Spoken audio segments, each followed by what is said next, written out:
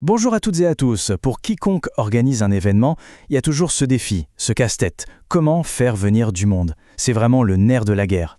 Alors aujourd'hui, on va décortiquer ensemble les stratégies qui peuvent transformer un événement potentiellement vide en un succès total. C'est la question à 1 million. On peut avoir le meilleur concept, les intervenants les plus incroyables, mais s'il n'y a personne pour écouter, eh bien l'impact est proche de zéro. Le but ici, c'est de vous donner une feuille de route, des outils vraiment concrets pour ne plus jamais se poser la question. Alors voilà notre programme. On va commencer en douceur avec les bases de l'invitation, puis on va se pencher sur les deux géants que sont les réseaux sociaux. Ensuite, attention, on va découvrir un moteur de croissance organique assez bluffant, puis une technique d'automatisation très pointue. Et à la fin, on rassemblera tout ça pour voir comment faire le bon choix stratégique. Allez, on entre dans le vif du sujet. Avant de penser à des stratégies hyper complexes, il faut maîtriser les fondamentaux. C'est la base de tout, les actions directes et indispensables pour lancer la machine. Ces trois-là, c'est le trio de départ. Avec Eventbrite, on peut envoyer des invitations par email, c'est simple, net, avec le lien pour s'inscrire. La page Facebook, elle, sert de vitrine publique. Et les groupes, c'est parfait pour aller chercher et mobiliser une communauté qui existe déjà. Ce sont des actions de push, c'est-à-dire qu'on pousse activement l'information. Maintenant, passons aux deux poids lourds des plateformes sociales. À première vue, on pourrait croire que Facebook et LinkedIn, c'est un peu la même chose pour promouvoir un événement, mais en creusant un peu, on voit des différences vraiment clés. Bon, le point de départ, c'est que pour les fonctionnalités de base, c'est du pareil au même. On peut faire des publications, créer une page dédiée à l'événement, lancer des pubs payantes sur les deux plateformes. La mécanique de base est vraiment quasi identique. Et c'est là que ça devient intéressant. La force de Facebook, c'est vraiment de pouvoir créer un groupe, une vraie communauté engagée et de faire monter la sauce sur le long terme. LinkedIn, de son côté, a une arme secrète absolument géniale.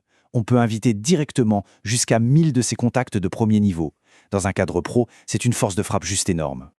Ok, maintenant on change complètement de braquet. On laisse de côté la promotion active où il faut pousser l'info pour explorer une approche radicalement différente. Une stratégie plus passive qui peut devenir un véritable moteur de croissance automatique. Alors, Meetup, qu'est-ce que c'est? Ce n'est pas comme Facebook ou LinkedIn. Son but premier, ce n'est pas de connecter des gens qui se connaissent déjà. Non. L'idée, c'est de rassembler des inconnus autour de passions ou d'intérêts communs. Et voilà, c'est ça qui change absolument tout. Sur Meetup, l'organisateur crée son événement et c'est à peu près tout. C'est l'algorithme de la plateforme qui prend le relais. Il va chercher lui-même les membres pertinents et leur proposer l'événement. Le travail de promotion est fait à notre place. C'est quasi magique. Pour que ce soit bien concret, regardons un exemple. On a ici une communauté qui démarre avec 1185 membres. C'est notre point de départ. Et aujourd'hui, eh bien cette même communauté compte 4200 membres. C'est plus de 3000 personnes en plus. Et le plus fou dans tout ça, c'est que cette croissance s'est faite de manière 100% organique. Pas un euro dépensé en pub. Cette phrase, elle résume parfaitement la situation. L'organisateur n'a plus besoin de se battre pour promouvoir ses événements. La plateforme est devenue son propre agent promotionnel qui travaille pour lui 24 heures sur 24. C'est un vrai changement de mentalité. Et si on regarde les chiffres, c'est tout aussi parlant. La communauté gagne entre 4 et 10 nouveaux membres chaque jour. Et ça se traduit par quoi? Entre 300 et 400 inscriptions par mois aux événements, juste via Meetup. C'est une machine qui tourne toute seule et qui amène un flux constant de participants. Allez, on passe à une technique plus pointue, un peu le niveau expert.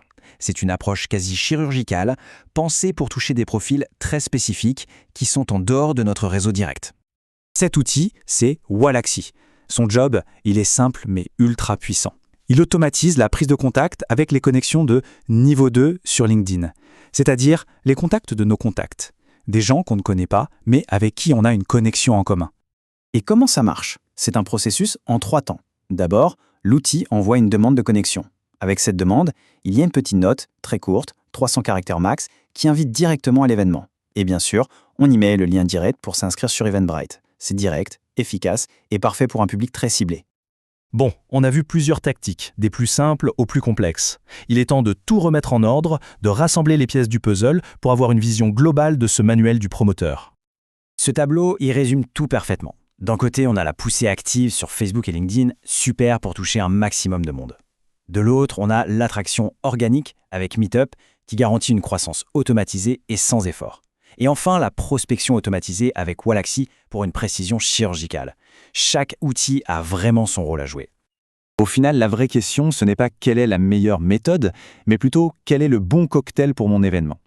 Comment combiner la portée immense des réseaux sociaux, la croissance organique de Meetup et le ciblage ultra précis de l'automatisation.